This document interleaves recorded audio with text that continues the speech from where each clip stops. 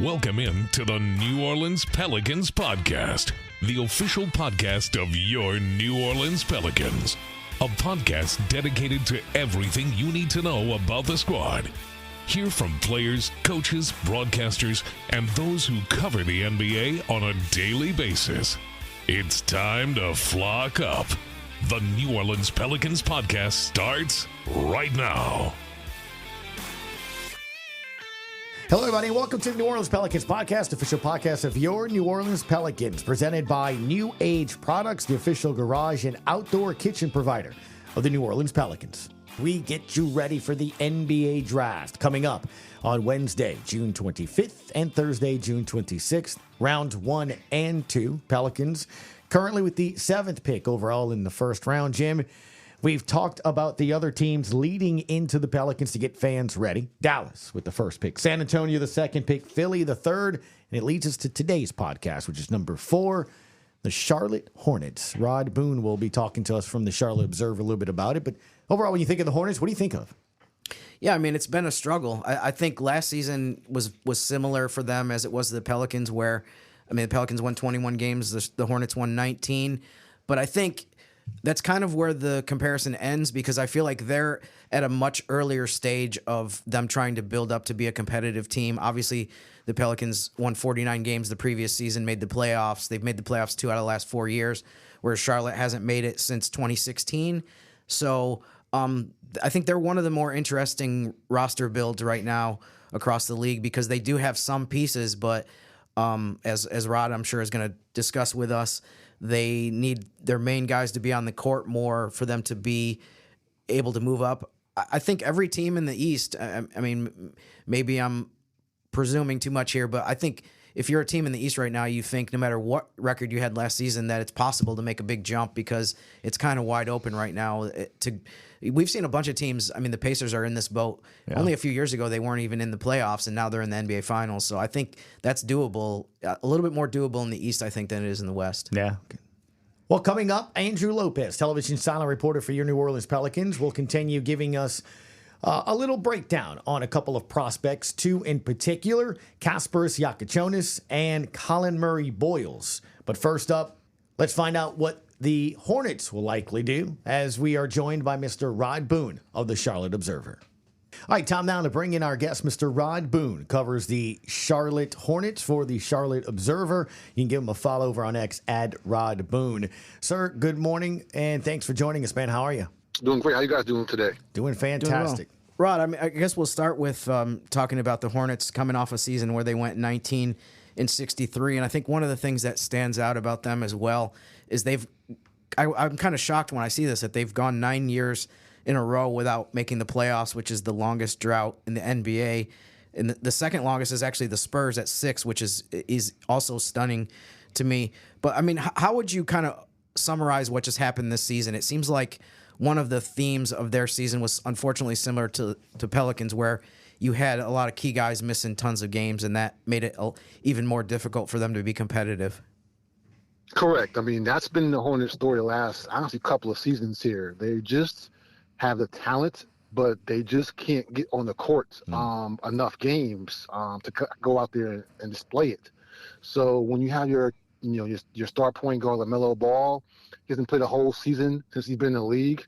That's not a good sign when you try to build around players like that. So when you have to figure out as a coach each night who's going to be available and how do you go about attacking the opposing team, it creates a problem. So until they can actually go out there, the Hornets, and be fully healthy for an entire season, they won't be able to break this playoff drought, because that's been the main issue, is just really, in my mind, health. They have talent, but if you have talent and they're not on the court, you can't display it and you can't get anywhere. Rod, you mentioned LaMelo Ball. Obviously, the Pelicans, in their situation with Zion, it's somewhat similar in that you have a super talented guy that has missed a good chunk of games over the last few years.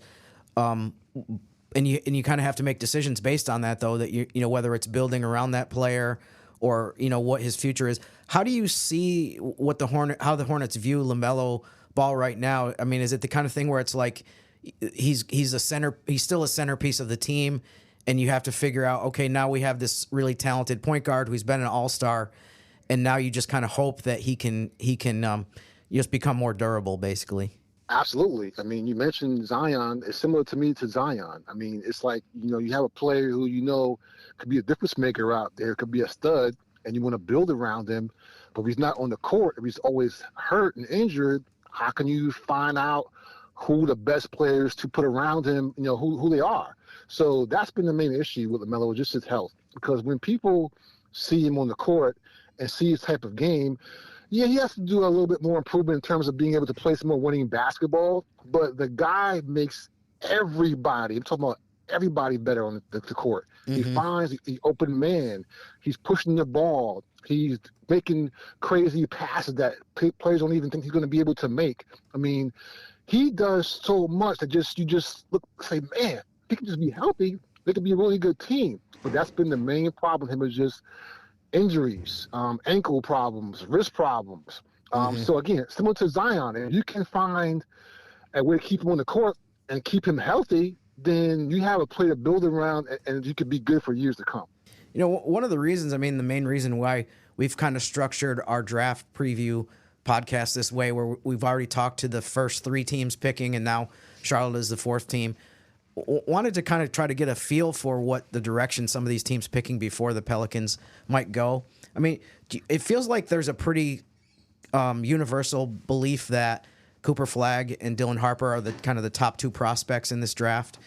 After that, do you have any feel for what direction Charlotte might go or what they might lean towards? I mean, with that 4th pick, is it the kind of thing where you just take the best player available, or do you look at it seems like, for a team that won 19 games, Charlotte does have a lot of wing talent and guard talent, perimeter talent. So how do you think that they're going to approach that 4th pick? I think if I'm the Hornets, I get the best player available because, as you mentioned, they have wings and guards, but we talked about their injuries, right? Mm-hmm. I mean, you want to be able to have depth in the league and also have options to be able to make trades if you want to be able to bring other players in here. So from my perspective, everything I've gathered so far, if you have Cooper Flagg going 1 to Dallas and you have Dylan Harper going 2 to the Spurs, or maybe a possible trade there, whoever, depending on if they can move up or not. 3, what I understand is probably going to be Ace Bailey from Rutgers. I think Philly, the Sixers like him a lot. They want to have players, again, they can bring in around Joel Embiid and those guys and build around them. So I think Ace Bailey is number 3 at Philly. So at 4, the Hornets, from what I can tell right now, is B.J. Edgecombe from Baylor. They like him a lot. They met with him at the Combine in Chicago last month. The Hornets like defensive players. Charles leads about defense first a little bit. So B.J. could be a two-way player.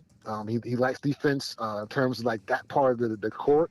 So if you're the Hornets, again, like I said, you have enough maybe offense at times. So to me, you want to be able to get a player who you can not only plug in on one side of the ball, but really on both sides of the ball. Because if you can stop or at least contain some players on defense, with LaMelo Ball being your point guard, that to me helps you out. So again, if Ace Bailey's there, if for some reason maybe Philadelphia goes a different route and goes maybe Trey Johnson or something like that, then maybe the Hornets go Ace Bailey. But from everything I've gathered so far, if the talent falls the way it should, the Hornets probably will be right there at 4 with B.J. Edgecombe from Baylor.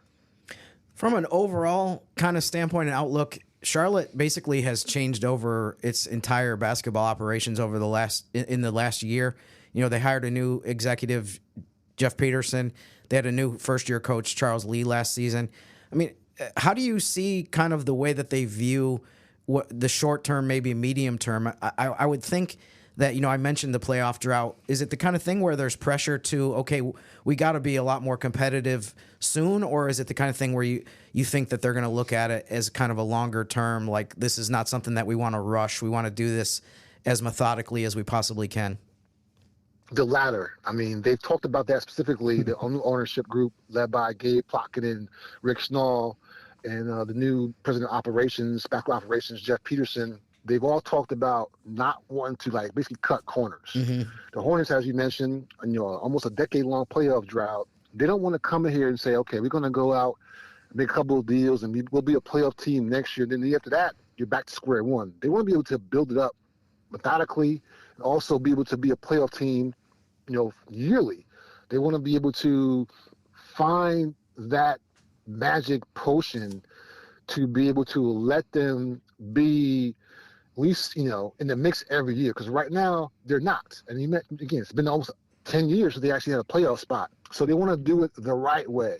They want to build from the draft. They want to make the appropriate at the right time trade. They want to sign a player here or there that actually will help them, but won't put them, over the cap situation. The way they basically want to make things done methodically. So if they can do that as they have things planned, they can make it a long-term situation where they can actually win here in Charlotte, because they also are redoing their building, second year of renovations. They basically want to do everything over here in Charlotte. They want to actually have a new building per se. We have a new basketball operations. You want to have new ownership. You want to have just a new mentality overall here in town. So they want to do it from the ground up. I don't see them doing anything out there that's going to jeopardize them being a playoff team for 2 or 3 years in a row. Rod, was one of the things that I always find interesting, whether it's the NFL or NBA, people we either copy or just look at trends and how things are going. Last couple of years, you saw, whether it's the super teams or big trades for big players. We saw one this past season. But when you look at the NBA Finals, which is going on right now, you see two teams to kind of around what you just talked about, right? Building teams through the draft, finding out one guy, whether it's a free agency pickup or a trade pickup, because, SGA and Halliburton were kind of like that too, then building through the draft. Do you think that's maybe the trend with this new CBA and the aprons and all the things that the league has now, where we're going to see teams build like this? I think so, because as you mentioned, with the new CBA, it's hard to have a super team. You can't have these 3 players on max contracts because they just doesn't work financially. And if you do, oh boy, you really can't build around them, because you can't go out there and get veterans on minimum deals. You can't do things that can actually make your team better, because you're kind of hampered by that second tax apron. So you're right. I think from the way the CBA is written now, will it be exactly like Oklahoma City and Indiana? Maybe not, but they're definitely a little bit of a model, especially OKC, because OKC to me is if you are Charlotte, if you're New Orleans, that should be your blueprint. Is you acquire as many picks as you can, first round draft picks, you build through the draft, and you sign the occasional guy that puts you over the top. And Caruso, OKC, Good point. Players like that who you may feel, okay, they're not worth a max contract, but they are the player that actually I need to help complement my roster. So I think that is, if you're a GM on a small market team, that's your blueprint, is to find your players through the draft for one, build that base up, and then also make your methodical small moves until it's time to make that big move that actually puts you over the top. Yeah, I think one of the things, too, that is a lot easier said than done that Oklahoma City and Indiana, I think, have both done, too, is Chet Holmgren was the second pick for the Thunder. That was a no-brainer. But they've also made a lot of really good picks from draft slots that aren't completely ideal. Aaron Wiggins was the 55th pick in the draft, for example, for OKC. Indiana has some guys that were picked later. I think this stat has been repeated, something similar, is that the Pacers haven't really picked in the top 5 in forever. So I think that's the part of it, too. I think that is crucial I think the Pelicans have done that to some extent, where you had Trey Murphy was the 17th pick, Herbert Jones was the second-round pick. I think Charlotte is probably in that territory, too, where they really need to start nailing some of these picks, not just the ones that are in the lottery, but also, if you have the Pelicans only have 1 pick this year, just the first-round pick, but, some of these other teams have 4 or 5 picks. And I think that part of it is crucial as well, especially if you can nail a late first rounder or a second rounder. You're talking about salary that is very manageable under the cap. I feel like that part of it is going to be more and more important as well. I agree. You're right. Second round picks, especially, because that's a good point you made. Second round picks, you hit on those guys. Not only are they economical in terms of your cap situation, but you control those guys a little bit differently as opposed to a first round pick. You have their rights a little bit more. You can go out there and retain them a little bit easier than a first-round pick per se. So you're right. I think that's the biggest thing. If you're a really good GM and you build from the draft and you get these second-round picks that actually hit upon something, that will help you out long-term and make your situation better to be able to go out there and get a player to be able to come in and help you right away. Mr. Rod Boone covers the Charlotte Hornets for the Charlotte Observer 2 weeks into the NBA draft in the final week of June on Wednesday and Thursday, the 25th and 26th. As always, appreciate the time, Rod. And I know, Jim, we're going to bother you throughout the season when we talk a little basketball and see where the Hornets and where the Pelicans are as the year goes on. Hey, absolutely, man. Thanks for having me on. I'm here. Anytime you need me, just let me know. Thanks, Rod. Appreciate it. Yes, sir. You guys got it. Anytime. All right, we continue to get you ready for the NBA draft as we now look at another pair of prospects. Andrew Lopez, television sideline reporter for your New Orleans Pelicans, joining us here to go over that. All right, let's see if I can do this. Ready? I'm waiting. Kasparas Yakonis, 6'6" guard out of Illinois. I kind of want him to be the pick now, just you because. Like that? Yakonis. Can you hear the Graf and Joel and Lady going? I think Graf's going to love it, but he's going to get a nickname for him so quick. Yeah, something like that. So quick. No doubt, one of those. I love it here. Look, when we take a look at all these draft picks, we're going to get into them specifically. But, Andrew, I was just talking about it with you and Jim before we started recording this when it was to get closer to now 2 weeks to the day that the NBA draft will be going as we record this.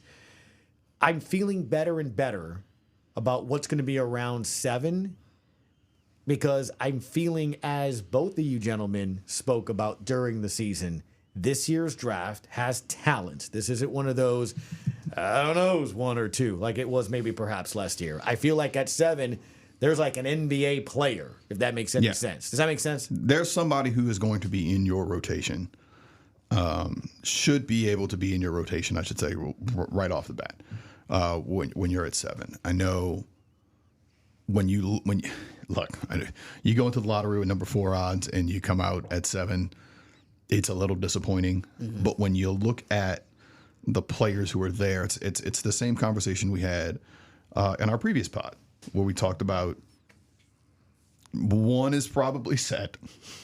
1's definitely set. 2 is probably set. 3 and 4 are probably set, although there could be some surprises there.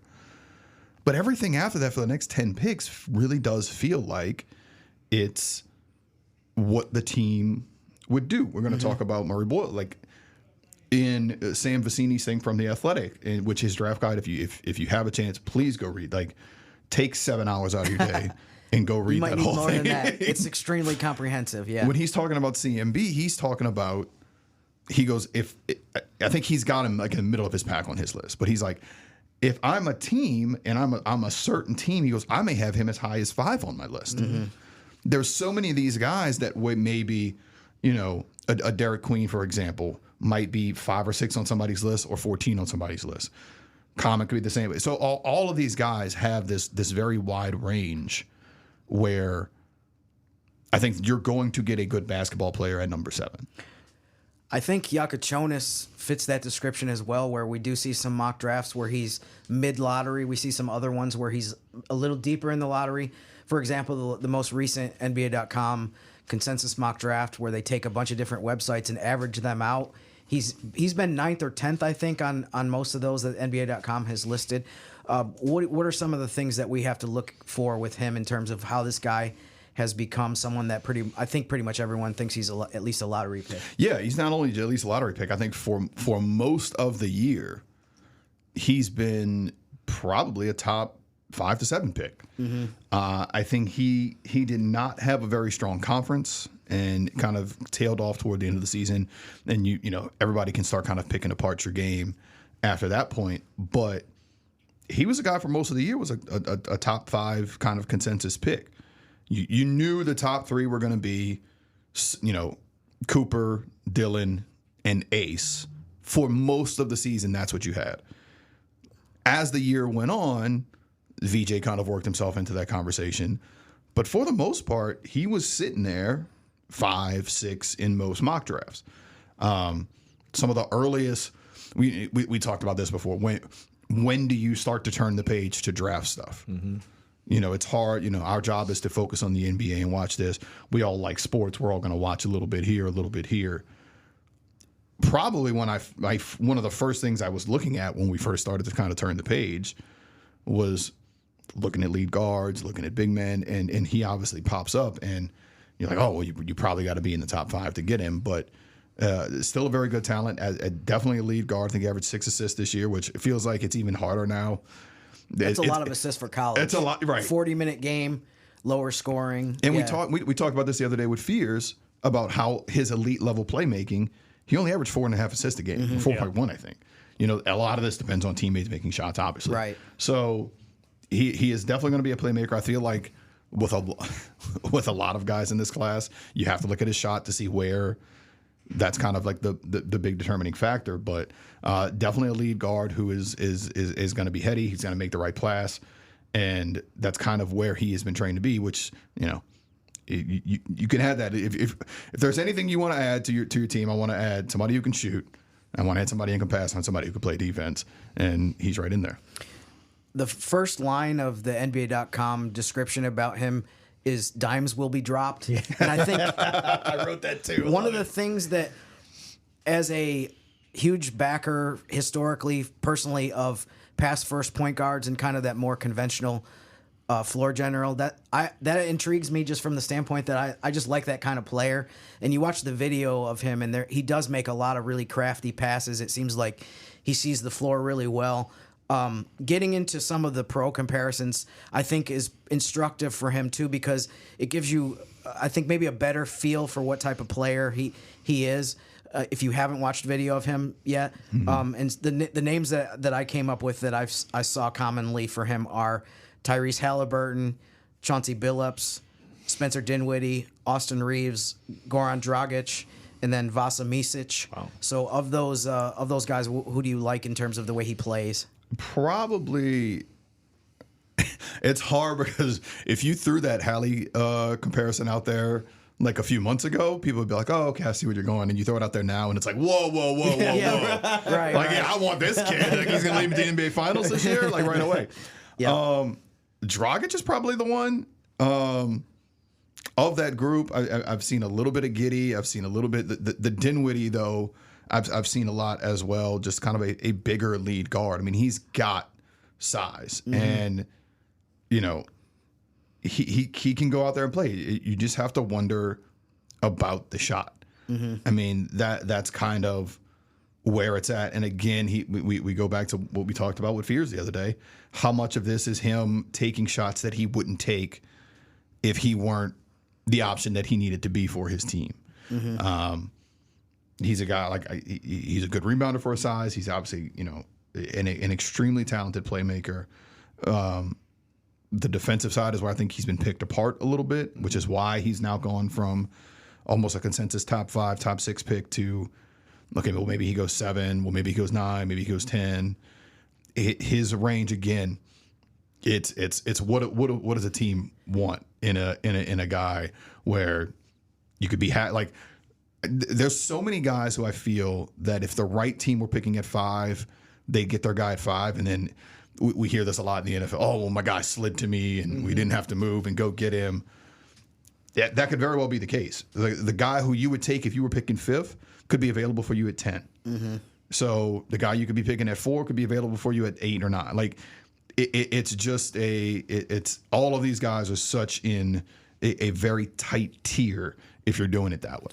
Yeah, I mean, listening to you talk about the Giddey comparison, I like that a lot. I mean, based on the minimal amount of knowledge that I have about Yakucionis, just the way that you describe his game, it does sound like kind of the way that Josh Giddey came into the league, where he's a playmaker, he's got size, but his shot is a question mark. Are there any Pelicans historical comparisons that we can make to Yakucionis? Like, if you really want to throw it back with like a big lead guard, you go all the way back to Grievous. That's what I was thinking too. You go all the way back to Grievous. I think it's probably a touch of Lonzo, but not in the kind of as flashy as he was. But just in the if I'm thinking of a 6'6" lead guard who can make every pass on the floor, who would probably be a great guy who could throw that spin lob to Z. Mm-hmm. He probably fits that mold. He's going to make those kind of passes. There's a touch here, a touch there, but like, I mean, Grievous was such a different player at such a different time. Like, right. I feel like a bunch of those like early like, you know, early 2000, like they'd love to play in today's game. Like they feel like they might have, got passed by a little bit. The 2010 guys, the early ones. So probably those two, but I think he's more of a unique kind of player. Yeah, I was thinking of Gravis Vasquez too. Gravis is a little bit more of like a methodical kind of penetrator. This guy at least from the video I saw, is maybe a little quicker, maybe a little bit more aggressive. And Gravis was more of like a scan the floor, set people up, didn't really drive a ton. I didn't have the same kind of foot speed, honestly, that this guy has. So yeah, I think that's interesting as well. I guess turning to the second player today, Collin Murray-Boyles. What are some of the reasons why this is a guy who I think NBA.com has him as 11th, again, in a compilation of a bunch of different mock drafts. How has this guy gotten into the lottery discussion? Again, somebody that I did not know a ton about before the draft talk began. You know what? He's not a guy who was on a lot of people's boards early on. He has been absolutely one of the fastest risers in this draft, and the point that he has put himself in this lottery conversation. You look at the things that he was able to do, and in the SEC on a South Carolina team that wasn't really doing much, he was able to average 16 and 8. But you look at the other numbers; he's getting his rebounds everywhere, a block and a half per game, a block and a half per game, and a steal and a half per game. He was all over the place defensively, and that's where I think teams see him. As we go more and more and more to positionless basketball, your one can be a 4 at times. When I was in San Antonio, the big joke was you used to, even though he was the starting center at 7 foot, not 3, Pop used to make it a big joke. Hey, don't call him a 5. Well, who's your starter? Shh. Don't tell Victor he's the starting center tonight. When you talk to Victor Wembanyama, well, he's like, I don't think I'm a starting center. I'm just a player, because on some plays I'm the point guard, on some plays I'm the 2. It just matters where you run it. As you get into positionless basketball, that means you need guys who can defend almost every spot on the floor. Yep. We see this with Herb, and we saw how much the team missed it when Herb was not on the floor. That is the idea of what Collin Murray-Boyles can bring. A 6'6", 6'7", 230, 240, just guy who can defend all spots. And he's going to get you deflections. He's going to get you steals. He's going to get you blocks. The shot is there. Like, he's got all of these tools in his belt to make an impact. And it's not one of these things where, okay, he's a 6'6", 230 wing. He's just going to stay. Like, no, he's got all of this kind of in his bag right now. To be able to kind of be one of these, I don't want to call him like a small ball 5 yet, because I want you don't just throw that on somebody, especially at that size. But he has the tools that could make him successful in the NBA. It does seem like when you go through some of the mock drafts and you see some of the projections that this is, I mentioned how he's 11th on NBA.com's consensus. This is kind of the part of the mocks, at least, where you're starting to get into some more players that are known as defense first. And I think sometimes that's also why some of these guys that have that as their biggest strength. It's sometimes they don't end up in the top 5 because teams have a hard time saying we can't take a guy who averaged 8 points a game in college with the 4th pick. Because sometimes those guys are just, it's a little bit too limited. You're looking for more upside and that kind of thing. But I thought it was interesting with to get into some of the pro comparisons for Murray-Boyles. You can kind of picture kind of the hard hat nature of some of the players that have played in the NBA that are compared to him. And really, when you go through these 6 names, there's really only 1 or 2 of them that you think offense with these players, not defense. Right. So the list is that I came up with very unscientifically is Thaddeus Young, who's actually born in New Orleans, I believe, right? Yep. It's a local connection. We just put his dad, Felton Young, in the Holy Cross Hall of Fame about a month ago and was able to talk to Thaddeus and Felton back then. Look at that. I set him up perfectly. Didn't even realize I was doing it. And then Paul Millsap, another guy that has an extreme Louisiana connection from the state, went to Louisiana Tech. Grant Williams, Draymond Green, Gershon Yabusele, and then the last guy is really the only one of these I think that's super offense first over defense, and that's Julius Randle. Which of those guys do you like as a comparison? The one you keep hearing is Draymond. I mean, the size comparison, everything is there. The shot profile. I mean, when I say he has a shot, it's if that shot develops. He was 9 of 34 from 3 this year. The shot is there. It's what develops from that. How much can you continue to grow? We saw it with Herb. Herb was not a shooter in college. That's the reason Herb was falling into the second round to begin with. But Draymond's the one you just continue to hear because of the versatility. I think one of my favorite if you haven't been on the Ringers draft site of how they have their stuff set up, they have some of the wildest comparisons. Yeah. And they're some of them are very creative. They're very humorous. Yeah, it's like JaVale McGee in his mind's eye. I forgot who that one was for. Right. For a couple of bigs. Yep. But you go look at the ones for CMB, and it's Draymond Green, Metta World Peace, and Anthony Mason. Which I just think, like, for our newer fans out there, just please go watch some Anthony Mason highlights and just enjoy what 90s basketball used to be like. Just picture hockey enforcement. Right? I mean, I was going to say, for the younger fans, just picture if a guy in UFC made it onto the basketball court and averaged like 18 and 8. That was what Anthony Mason was. Yeah, and did it pretty consistently. Yeah. But I like the Draymond because I think that's his calling card right now, and that's why, as Vecini pointed out, he could have him if he was for a certain team, he would be 5th. Right. And that's why if you go look on the Ringers mock draft, he's 19th. He's one of these guys that when you were making these lists of, okay, here are the 12 guys that we're going to talk about, the list was probably 20, 25 guys long because it's, these are top 12 here. Oh, but these are the top 12 here. Yep. And then this guy's climbing up here. But this guy's doing this. Yep. And it's just, he is one of these examples of that. And there's a certain sect of draft Twitter that is going crazy for him. And then there's other guys who are trying to figure this all out on the other side. Yeah, I mean, we're going to talk again next week as we wrap up with on the draft prospects with Will Guillory. We'll have a set of 4 more guys. But you're right. I mean, there's some names that we probably aren't going to get to that we see in a bunch of mock drafts, like Jace Richardson is a guy that is not on NBA.com's consensus mock draft.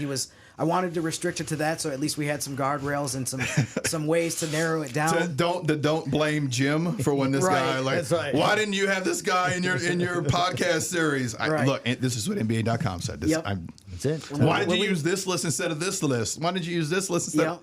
This is what we're using, guys. Exactly. Last thing on Murray-Boyles is Pelicans comparisons. Anybody that fits with him in the past? I mean, he's a bigger Herb.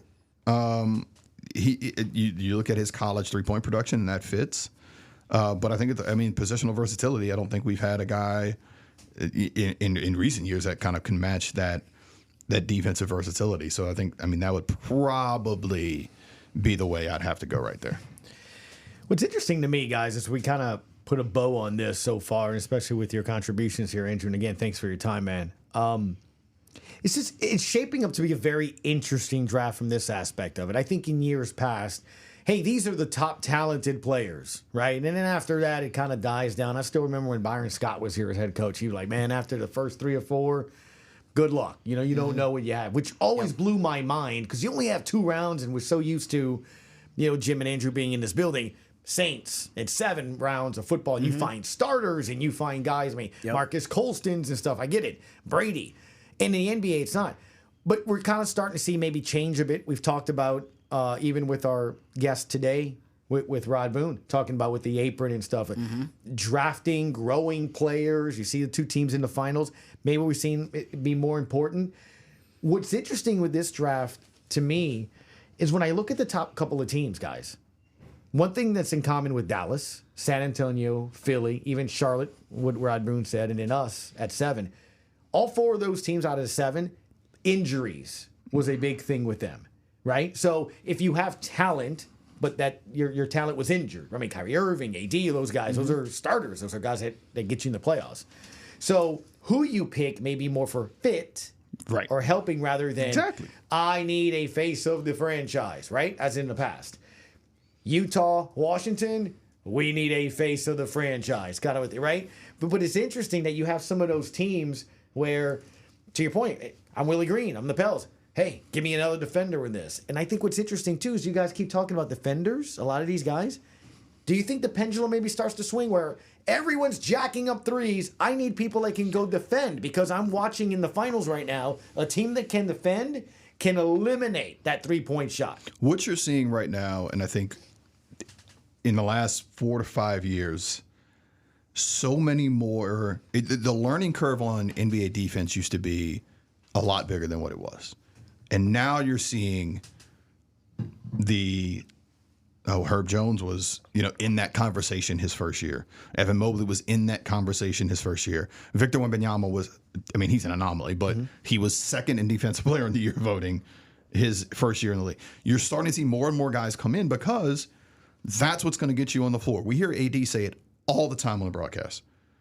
What's going to get you on the floor as a young player in this league? Everybody can score. All of you have been the best player on your team. Mm-hmm. The majority of you, I'm talking 95%, are probably the best player on your team in college. Unless you're at a Duke and you can make whatever. You're at these top programs or you're 2 or 3. The majority of you were the guy who was going to average 20, 25 and whatchamacallit. All of you were probably averaging 30 in high school. Good point. Yep. What's going to get you on the floor in the NBA? Defense first, then you figure the rest out.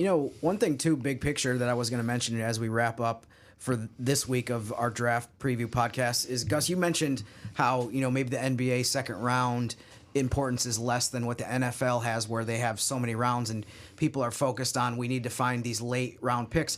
I do think that's changing in the NBA, though, because for various reasons. I think the most tangible thing is the 3 two-way contracts now. You actually have 18 guys on your roster, and then with the injuries that have increased, the amount of guys that have been out and the player availability, I think you need depth on your roster more than you ever did. And then the other part is the salary cap, where I could see teams having the strategy of saying, like, no team's gonna base their whole build on second round picks, but maybe as people learn more about the effects of the new CBA and some of the constraints, that those picks become more valuable. Maybe not in trades. It's still probably never going to be the kind of thing where you're like, oh, yeah, we'll trade you the 45th pick, that a team's going to be like, oh, yes, we want the 45th pick. 100%. But as an asset that you can use yourself and load up your roster with some of those guys that are affordable, I do think that we've already seen that change, and I think it's a trend that's going to continue as time goes on. The second apron rules, all these new rules, it's a lot more restrictive. You need cost-controlled guys on your team, and you need guys who can be cost-controlled and effective, and that's to Jim's point. Yeah, no doubt. I've been a part of drafts, guys, where the second round starts and the food started arriving for the people making the picks and stuff. It was completely, hey, how much money selling for picks and money and cash and stuff. I don't think that's the case anymore. So Jim Eichenhofer, if you want to follow up some more stuff with each of our podcasts, go to pelicans.com. He does a great job there. And Andrew, so nice to see you during the summer. We'll continue to see you, sir. Yes, you will. Thank you, as always, for tuning us in. Don't forget, the Pels Podcast brought to you by New Age Products, the official garage and outdoor kitchen provider of your New Orleans Pelicans. We'll see you next time on the New Orleans Pelicans Podcast. Thanks for listening to the New Orleans Pelicans Podcast. Join us 3 times per week on Pelicans.com, the Pelicans mobile app, the iHeartRadio app, or where you get your podcast. And be sure to give Jim and Gus a follow on X at Jim_Eichenhofer and GCat_17. We'll see you next time, right here on the New Orleans Pelicans Podcast.